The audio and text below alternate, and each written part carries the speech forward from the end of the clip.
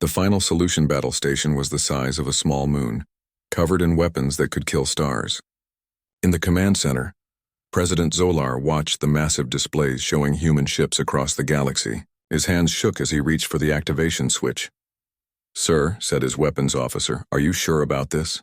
The energy wave will destroy everything on half the galaxy's planets." Zolar's eyes were wild with fear and desperation. "They want to judge us? They want justice? Then let them judge empty space." He pressed the switch. Deep inside the battle station, the cores of dead stars began to wake up. Energy that had once powered entire solar systems flowed into weapons designed by the galaxy's greatest minds. The final solution was humanity's death sentence and the galaxy's suicide note. All in one. Admiral Quan stood calmly on the bridge of the Eternal Dominion, watching his sensors track the weapon's power-up sequence. Around him, his crew waited for orders to attack or defend, but Quan did nothing. "Admiral," said his tactical officer, "the weapon will fire in 30 seconds. Should we phase shift out of range?" "No," Quan said quietly. "Let them fire, sir. You heard me. All ships hold position. Do not run. Do not hide. Let them show the galaxy exactly who they really are." Captain Jinha received Quan's orders aboard the Silent Dawn. His crew looked at him with confusion and trust. They had followed him for 3 centuries through the darkness between stars. If he said to face a galaxy-killing weapon without moving, they would do it. "You heard the Admiral," Jinha said. "All stop. Wait for it." The final solution fired. A wave of pure destruction swept out from the battle station, moving faster than light itself. It reached the first human ships in seconds. The energy wave hit them directly, designed to tear apart every atom in their hulls. Nothing happened. The human ships floated in space, completely untouched. The weapon that should have killed everything for light years in every direction had no effect at all. The energy wave passed through them like they were made of shadows. In the Final Solutions command center, alarms began screaming. The weapon's energy was not dissipating into space as planned. Instead, it was being reflected back toward the battle station itself. "What's happening?" Zolar screamed. His chief engineer stared at his instruments in disbelief. "The energy is bouncing back." "But that's impossible. Nothing can reflect that much power." "Unless," whispered the weapons officer, "someone replaced our power cores with something else." The truth hit them all at once. For months, human infiltration teams had been moving through the battle station like ghosts. They had not tried to stop construction. Instead, they had quietly replaced the weapons core systems with something entirely different. When the final solution fired, instead of sending out a wave of destruction, it sent out something else. A signal. A message that reached every piece of technology in the galaxy at the same time. Every screen in civilized space lit up with the same image. Jinha, standing in the council chamber. But this time his voice reached everywhere. "People of the galaxy," Jinha said, his voice calm and clear. 300 years ago, your leaders tried to kill us. Today they tried to kill us again, but this time they were willing to kill half of you too, just to make sure we died." The truth of what the council had been willing to do hit the galaxy like a physical blow. They had built a weapon that would have killed billions of innocent people. Men, women, children who had never hurt anyone, all to eliminate a species they claimed was too dangerous to live. "You called us monsters," Jinha continued. "You said we were too violent, too unpredictable. But who built the final solution? Who was willing to commit genocide on a scale never before imagined? It was not us." Commander Harin watched from her command center as the signal did more than just broadcast Jinha's message. Hidden programs that human infiltrators had planted over the centuries activated all at once. Every weapon system in the galaxy powered down. Every warship's engines stopped working. Every defense grid went offline. In one moment, humanity had not just revealed they could destroy galactic civilization. They had proved they already controlled it. "We could have destroyed you," Jinha's voice continued across the galaxy. "We could have taken revenge for every human child you killed. We could have made you feel the same fear you gave us, but we will not, because that is not who we are." President Zolar sat in his command chair, watching his instruments die one by one. The final solution was completely powerless. His fleet was floating dead in space. Across the galaxy, every government found their military forces useless. "What do you want?" he whispered. As if he had heard, Jinha answered, "We want what we have always wanted. To live, to grow, to explore, to build something better than what came before. Human ships began landing on planets across the galaxy, but they did not come as conquerors. They came as doctors, carrying medicine for diseases that had plagued alien races for centuries. They came as engineers, offering technology that would solve energy and food crises.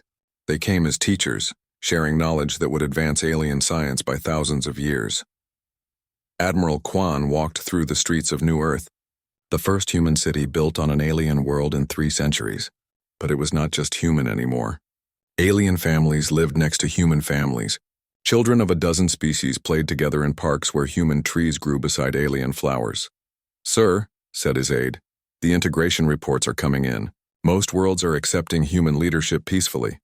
Quan nodded. "They do not have much choice. But that is not why they are accepting us. Why then?"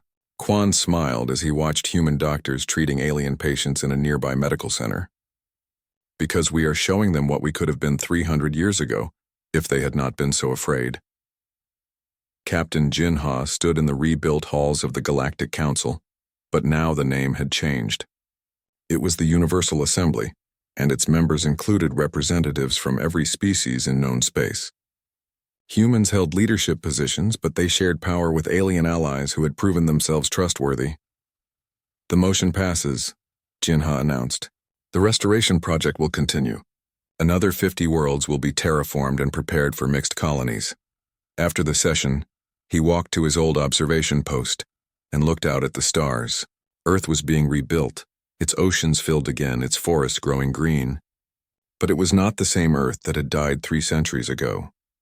It was something new, something better. Lieutenant Yoon, now a captain herself, joined him at the window.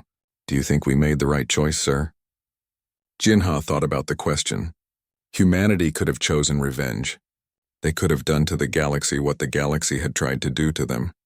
Instead, they had chosen something harder, something that required true strength. "We had the power of gods," Jinha said finally. "We could have destroyed or created, judged or forgiven, ruled or served. In the end, we chose to do what humans have always done best." "What's that?" Jinha smiled as he watched the stars. "We chose to build something better than ourselves. And then we invited everyone else to help. The galaxy had tried to kill humanity because they were afraid of what humans might become. In the end, they had created exactly what they feared most: a species with the power to reshape reality itself. But they had also created something they never expected: a species wise enough to use that power not for revenge but for redemption. The human story was no longer about survival. It was about becoming worthy of the power they had earned through 3 centuries of struggle. And in choosing mercy over vengeance, humanity had finally become what they were always meant to be: the species that never gave up. Not on themselves and not on anyone else. The day the galaxy learned the truth about humanity started like any other day. Alien families ate breakfast on 1,000 worlds. Children played in parks built on former human colonies. Politicians made speeches about peace and prosperity. Then the sky changed. Admiral Quan Li stood on the bridge of the Eternal Dominion, a ship so large it had its own weather systems inside. Through the massive windows, he could see space bending and twisting as reality prepared for what was coming. "All ships report ready, Admiral," said his communications officer. Quan nodded. Around him, the bridge crew worked quietly at their stations.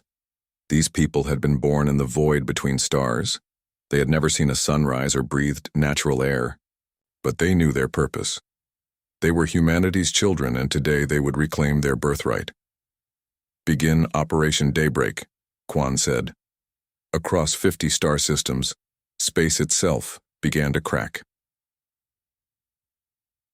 On the Vorthan colony world of New Prosperity, children were playing in a park when their mother pointed at the sky. "Look," she said. "What is that?" A dark line appeared among the stars. It grew longer and wider, like someone was tearing open the universe with invisible hands. Then something came through. A ship emerged from the crack in space. But calling it a ship was like calling a mountain a rock. The vessel was so huge that it blocked out the sun. Its hull was black metal covered in symbols that hurt to look at. Along its sides, weapons the size of buildings tracked the movement of everything below. But it was not alone. More cracks opened across the sky. More ships came through, hundreds of them, thousands of them. Ships of every size and shape, from small fighters to massive carriers that could hold entire cities. The sky filled with metal and fire until no stars could be seen. On every world across the galaxy, the same thing happened. Human ships appeared in perfect formation, their presence blotting out the light of distant suns. They did not attack. They did not send messages. They simply existed, hanging in space like steel mountains that had learned to fly. The psychological impact was immediate and total. Alien civilizations that had celebrated humanity's death now saw the truth. Not only had humans survived, they had grown. They had built something that made their old Earth fleets look like toys. Captain Jinha stood on the observation deck of his ship, watching the alien response to humanity's revelation. Emergency broadcasts filled every communication channel. Military fleets scrambled to respond to an enemy they could not count or understand.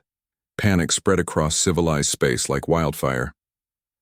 "Sir," said Lieutenant Yoon, "we are receiving thousands of surrender requests. Some worlds are offering to submit without a fight." Jinha was not surprised. The human fleet was not just large. It was impossible. Ships that should not exist according to known physics floated next to vessels that seemed to be made of pure energy. Some human ships phased in and out of visibility. Others appeared to be flying backwards through time. "No responses yet," Jinha said. "Let them look. Let them count. Let them understand what they are facing." In the Galactic Council chambers, President Zoller stared at the tactical displays with growing horror. The computers could not give him accurate numbers. Every time they finished counting human ships in one system, more appeared in another. The fleet was not just massive, it was growing.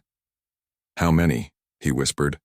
"We don't know, sir," said his military advisor. "Our best estimate is between 2 and 5 million vessels, but the numbers keep changing. That's impossible. No civilization could build that many ships." General Vex stood up slowly. His face was gray with shock. "You still don't understand, do you?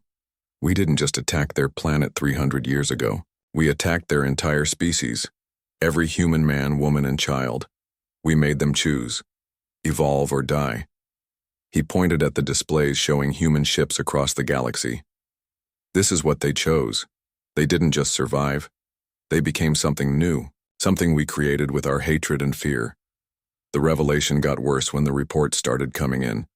These were not just warships.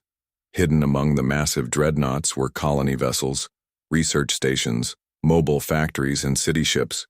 Humanity had not just built a fleet. They had built a civilization that had been growing in secret for 3 centuries. Commander Ha-Rin received the intelligence reports in her command center.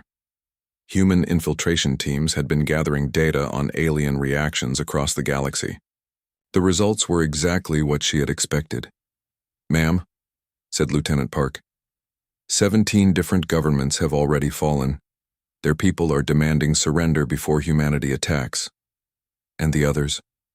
The Vorthon Empire is mobilizing their entire fleet. The Kefrian Alliance is evacuating their core worlds. The Zelite Republic has gone completely silent. Ha-Rin nodded. Fear was a useful weapon, but it was not the only weapon humanity had prepared. It was time for the diplomatic phase. "Prepare the historical files," she said. "Every atrocity, every celebration of our destruction, every plan to exploit our former territories. When I speak to the Council, I want them to understand exactly what they did to us." Jinha's ship moved toward the Council's emergency meeting station. But he was not coming to negotiate. He was coming to judge. 300 years of evidence had been carefully collected and preserved. Every species that had helped destroy Earth, every government that had profited from human suffering, every individual who had celebrated their extinction. The files contained videos of alien politicians making speeches about the human problem. Records of alien children being taught that humans were monsters who deserved to die. Evidence of alien corporations dividing up human territories before the bombs had even finished falling. But the most damning evidence was recent. Plans to build monuments celebrating humanity's destruction. proposals to turn Earth's remains into a tourist attraction, documents showing how alien races had fought over the right to claim credit for humanity's extinction. When Jinha's shuttle landed on the council station, he carried more than just diplomatic credentials. He carried the complete record of galactic civilization's crimes against humanity, and he carried humanity's judgment. The council chamber was packed with representatives from every major government. They sat in tense silence as Jinha walked to the center of the room. Behind him, holographic displays activated, showing the evidence humanity had collected.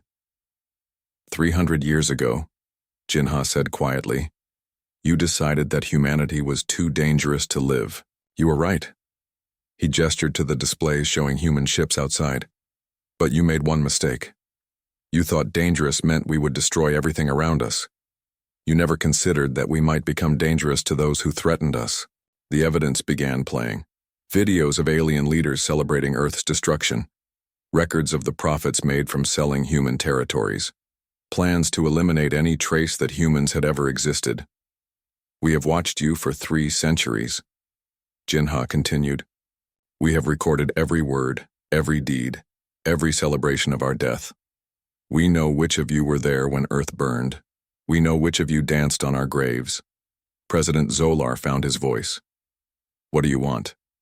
Revenge? The destruction of our worlds?" Jinha smiled, but there was no warmth in it. "We want justice, and we will have it." Outside, the human fleet waited in perfect formation. 2 million ships carrying the survivors of a dead world. They had returned not as refugees seeking mercy, but as conquerors deciding who deserved to live. The galaxy had killed humanity once. Now humanity would decide the galaxy's fate. The Galactic Council emergency meeting was chaos. Representatives from 50 alien races shouted at each other across the Great Chamber. Some wanted to negotiate with the ghosts. Others wanted to fight. All of them were afraid. President Zolar of the Zephyrian Union banged his gavel for order. "The humans are supposed to be extinct. How are they attacking our ships?" "We don't know if they are human ships," said Ambassador Crix from the Altani Republic. "Maybe it's pirates using old human equipment." General Vex stood up. His face was pale and his hand shook slightly. "I fought against humanity 300 years ago. I know their tactics. This is them. They are alive and they are angry." The chamber fell silent. Everyone knew General Vex. He was the one who had planned the attack on Earth. If he said the humans were back, they probably were. "Impossible," said Counselor Tharn. "Our weapons destroyed their entire planet. No one could survive that." As if the universe wanted to prove him wrong, alarms started blaring throughout the council station. Emergency lights flashed red. The great view screen that showed peaceful space outside flickered and went black. When the screen came back on, Kepler Station was gone. Kepler Station had been the biggest trade hub in the galaxy. Millions of aliens lived and worked there. It was protected by a fleet of warships and the most advanced shields money could buy. It was supposed to be impossible to attack. But where the huge station used to float in space, there was now nothing. Just a perfect sphere of empty darkness. No debris, no energy signatures. No trace that anything had ever been there. The only thing left was a message written in letters of fire across the darkness. "This is a demonstration." The council chamber erupted in panic. Representatives screamed and ran for the exits. Some fainted. Others demanded immediate evacuation to their homeworlds. President Zolar sat in his chair, staring at the empty space where millions of people had been living just moments before. "How?" he whispered. "How is this possible?" Meanwhile, deep in the Void Nebula, Admiral Quan Li walked through the halls of humanity's greatest secret. The hidden arsenal was not just one base. It was dozens of them, connected by tunnels carved through the hearts of dead planets. Quan stopped at an observation deck and looked out at the shipyard. Human engineers worked day and night building vessels that should not exist, ships that could phase through solid matter, weapons that could rewrite the laws of physics. Technology that the galaxy's greatest minds said was impossible, but humans had never cared about impossible. "Admiral," said Chief Engineer Yang, "the new ships are ready for testing." "But sir, I have to ask, are we sure about this? These weapons can destroy entire star systems." Quan nodded. "The Council wants to end this quickly. They are building something called the Final Solution, A weapon that will kill every living thing on any world we might be hiding. Engineer Yong's face went white. They would commit genocide on that scale? They did it before, Quan said quietly. They killed our entire planet because they were afraid of us. Now they want to kill everything else too just to make sure we are gone. On the bridge of the Silent Dawn, Captain Jin Ha read the intelligence reports that Commander Harin had sent him. The final solution was real. The Council was building a battle station the size of a moon, powered by the cores of dead stars. When finished, it could fire a wave of energy that would sterilize planets across half the galaxy. "Sir," said Lieutenant Yoon, "why would they build such a thing? It would kill billions of innocent people." Jinha looked at the star charts on his screen. Red dots marked every world where humans might be hiding. The Council was willing to kill everything on those worlds just to be sure no humans survived. "Because they finally understand what they are fighting," Jinha said. "For 300 years they told themselves we were just another species. Primitive, manageable. But now they know the truth." "What truth, sir?" Jinha smiled, but his eyes were cold as space. "That humans don't just survive. We evolve, we adapt, we become something new, and what we have become scares them more than death itself." Commander Harin stood in the intelligence center of the Eternal Vengeance, watching data streams from across the galaxy. Her people had infiltrated every major government, every military base, every research facility. After 3 centuries of watching and learning, humans knew more about alien technology than the aliens did. "Ma'am," said Lieutenant Park, "we have the complete plans for the final solution. Also, we know where they are building it." Harin studied the holographic display. The weapon was massive, a technological marvel that combined the science of a dozen races. But there was a flaw. There was always a flaw. "They are using Kefrian power cores," she said, "but they have modified them with Vorthan shield technology. The combination is unstable. Should we tell Admiral Quan?" Harin shook her head. "No, let them build it. When they try to use it against us, they will learn what happens when you combine technologies you don't fully understand. But first, it was time to show the galaxy what humanity had really been building during their centuries of hiding." Admiral Quan activated the fleet-wide communication system. His voice reached thousands of ships scattered across the galaxy's hidden places. "Attention all human vessels. This is Admiral Lee. For 300 years we have lived in the shadows. We have watched our enemies grow fat and lazy on the worlds they stole from us. We have prepared. We have planned. We have built wonders that would make our ancestors weep with pride." He paused, looking out at the massive ships in the secret shipyard. Each one was a masterpiece of human engineering. Each one represented decades of work by people who had never forgotten their home. The aliens think they know what they destroyed when they killed Earth. They think they understand what humans are capable of. They are about to learn how wrong they have been. Quan pressed another button. Across the galaxy, human ships began powering up systems that had been sleeping for decades. Weapons that bent space and time. Shields that could stop the force of exploding suns. Engines that moved faster than light itself. "Today we begin the final phase," Quan continued. "Today we show them what 300 years of human anger can create. Today we reveal the hidden fleet." In space around 50 different star systems, reality began to shimmer and crack. The galaxy was about to see something it had never imagined possible. An entire civilization that had been declared extinct was about to prove that humanity's greatest talent was not dying when they were supposed to. The demonstration at Kepler Station had been just a taste. What came next would change everything. The ghosts were done hiding. It was time to become gods. Admiral Quan Lee stood on the bridge of the Ghost of Terra. His ship was so big that it took 5 minutes to walk from one end to the other. But despite its size, no alien sensor could find it. The ship was invisible, floating in space like a metal moon that did not exist. Quan looked at the huge screen in front of him. It showed the Centauri system, where Vorthan colony ships were landing on what used to be human farms. The aliens were building houses where human children once played. They were planting flags where human families once lived. "Admiral," said his communications officer, "Captain Jinha reports that all scout ships are in position." Quan nodded. Around the galaxy, hundreds of human ships waited in the darkness. They had been waiting for 300 years. Now it was time to act. But humans were smart. They did not attack with guns and bombs. That was what the aliens expected. Instead, humans did something much more frightening. They watched. Begin Phase 1, Quan said. In the Centauri system, Jinha's ship Silent Dawn moved closer to the Vorthan fleet. The aliens could not see it, but Jinha could see them perfectly. He watched alien families step onto human soil for the first time. He watched alien children run through fields where human crops used to grow. "Sir," said Lieutenant Yoon, "the Vorthan patrol ships are scanning the area. They think they saw something." Jinha smiled. "Let them look." The Vorthan ships moved in circles, searching space with their best sensors. But they found nothing. Their computers said space was empty. Their eyes saw nothing but stars. But deep inside, something told them they were being watched. This happened all across the galaxy. Human ships appeared at the edge of alien worlds, stayed for a few minutes, then vanished. The aliens sent patrol fleets to check. They found empty space. But they also found something else. Strange marks burned into nearby asteroids.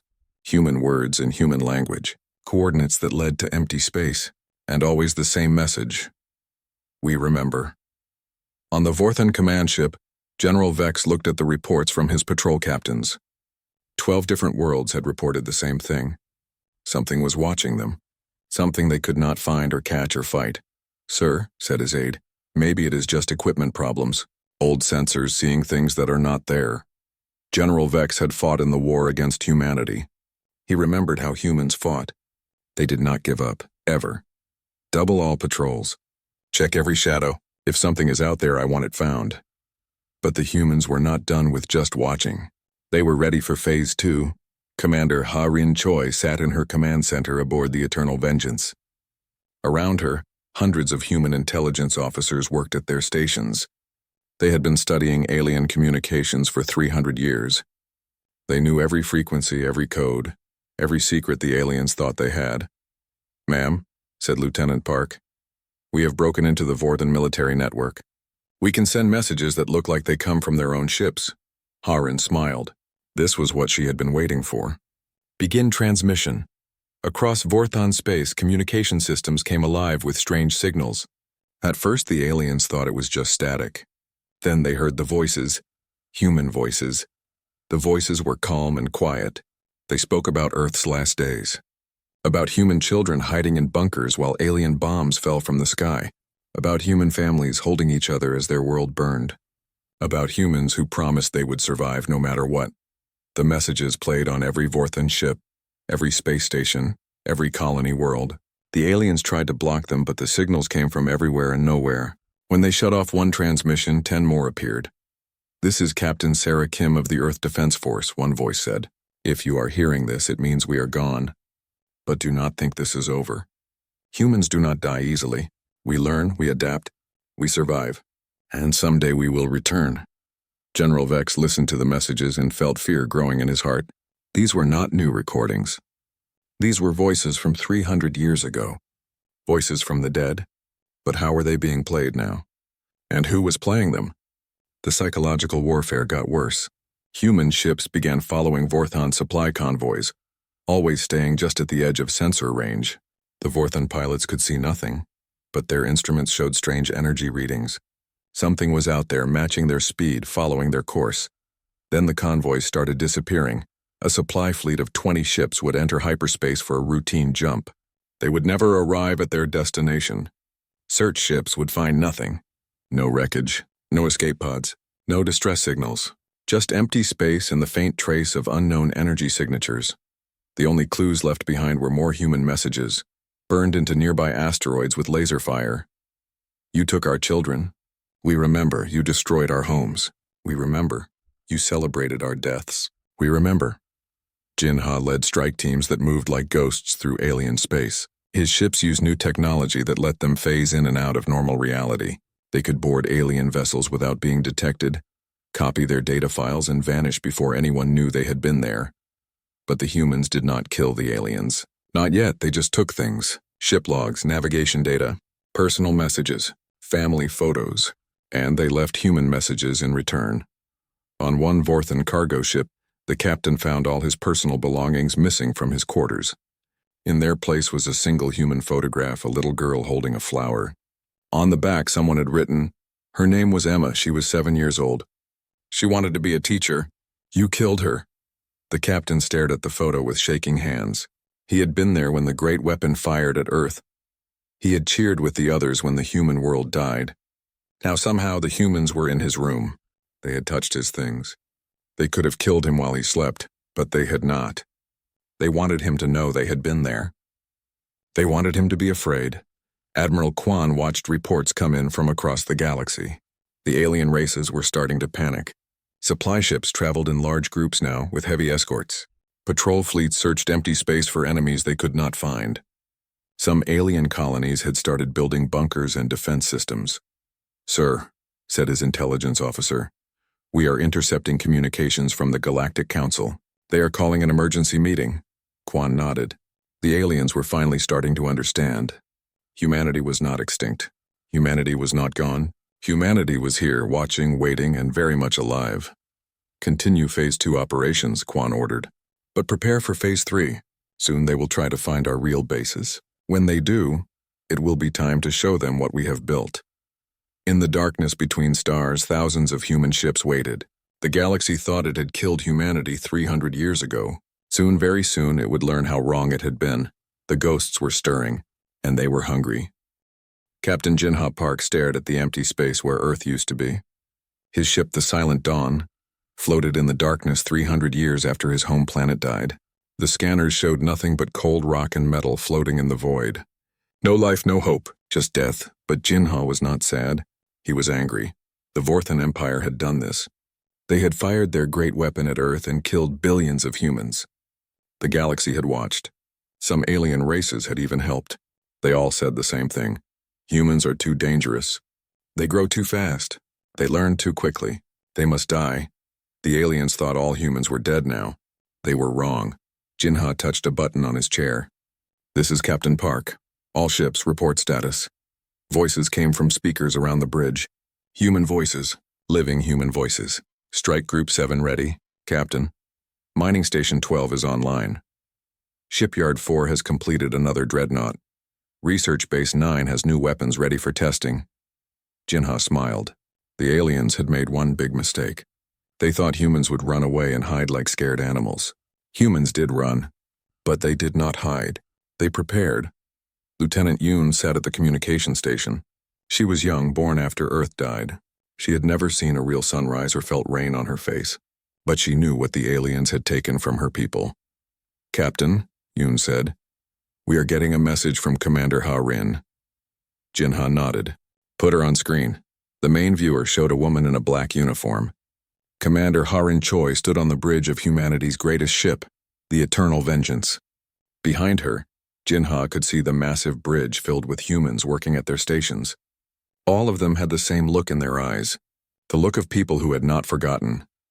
"Jinha," Ha-Rin said, "the Galactic Council has made their choice. They are sending colony ships to our old worlds. They think we are all dead." "How many ships?" Jinha asked. 50,000 colony vessels. 200,000 support ships. They want to build cities where our cities used to stand." Jinha felt his hands make fists. The aliens were not just happy that humans were dead. They wanted to live in human homes and walk on human ground. They wanted to erase every sign that humans had ever existed. "What are our orders, Commander?" Ha-Rin's face did not change, but her eyes got colder. "It is time, Jinha. Time to show them that reports of humanity's death were greatly wrong." The connection ended. Jinha stood up and looked at his crew. They were all waiting for him to speak. These people had worked for 300 years for this moment.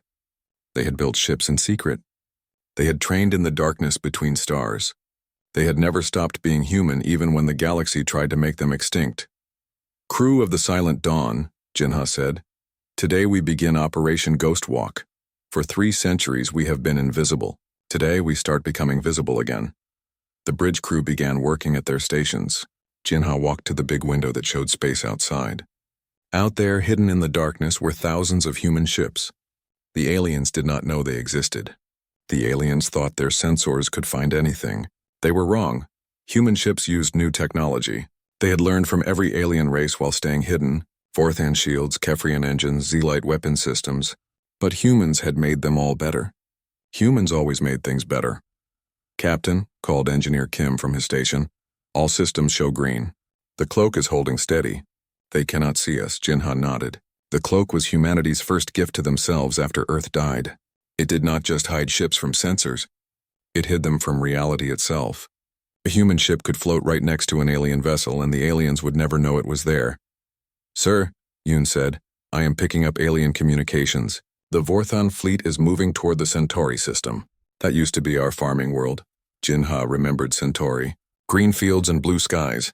Humans had grown food there for the whole galaxy. The aliens had burned it all when they decided humans were too dangerous to live. How many ships in the Vorthon fleet? 100 warships. 500 transports. They are bringing families, Captain. They want to live there. Jinha thought about this. The Vorthons wanted to build homes where human children used to play. They wanted to plant gardens where human farmers used to work. They wanted to forget that humans had ever existed. "Send a message to all scout ships," Jinha said. "Begin Phase 1. Around the galaxy, human ships started moving. They moved like ghosts through space, following alien fleets but never attacking. Not yet. The aliens had forgotten something important about humans. Humans were good at waiting. Humans were very good at planning. And humans never, ever forgot." The silent dawn moved toward Centauri. Jinha watched the stars and remembered his grandmother's stories about Earth. She had told him about forests and oceans and animals that lived free.